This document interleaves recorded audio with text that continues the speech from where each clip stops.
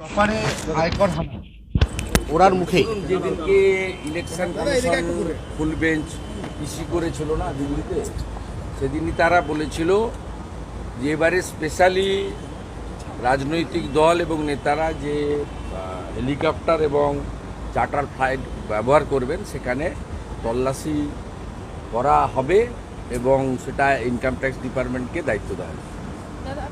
এটা রিকল করুন। অতএব ন্যাচারালি দেশের আইন সবার জন্য সমান, দেশের আইন আলাদা হতে পারে না। এখানে ভাইপো পিসিকে আলাদা আইনে ট্রিটমেন্ট করা হয়, এটা দেশের আইন সবার জন্য ইকুয়াল। আপনারও একটা ভোট, ভারতবর্ষের রাষ্ট্রপতির। উনি যে ভিডিওগ্রাফি করলেন সেটা কি উচিত? উনি ভিডিওগ্রাফি করেছেন, করতে পারেন, তাতে কি হয়েছে? আর একটা কথা হচ্ছে শেখ শাহজাহান বলেছে আমাকে দিয়ে জোর করে ইডি বয়ান লিখিয়ে নিচ্ছে, উনি চিঠি দিয়েছে শেখ শাহজাহান। আমি এটা বলতে পারবো না, ইন্টারনাল বক্তব্য, ইন্টারনাল ইনভেস্টিগেটিং এজেন্সির বক্তব্য, আমি বলতে পারবো না।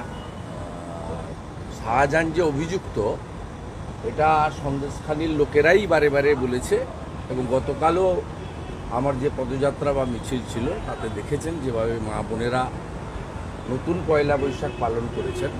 স্বাভাবিকভাবে প্রমাণিত যা যা অভিযোগ সেটা শাহজাহান যুক্ত, এটা প্রমাণিত। দাদা, আপনি একটা টুইট করেছেন উত্তরবঙ্গের ওই ত্রাণ নিয়ে, অভিষেক মমতা বন্দ্যোপাধ্যায় ওরা মিথ্যাবাদী, তো পিসিআই মিথ্যাবাদী, তার ভাইপোটাও মিথ্যাবাদী। একটা ঝাড়ে আলাদা বাঁশ হতে পারে না, যেমন ঝাড় তার তেমন বাঁশ হয়। 9 তারিখে পারমিশন পেয়েছে আর 12 তারিখে বাজার গরম করছে যে আমাদের পারমিশন দেওয়া হয়নি। পিসিআর ভাইপো দুজন মিলে বাজার গরম করেছে।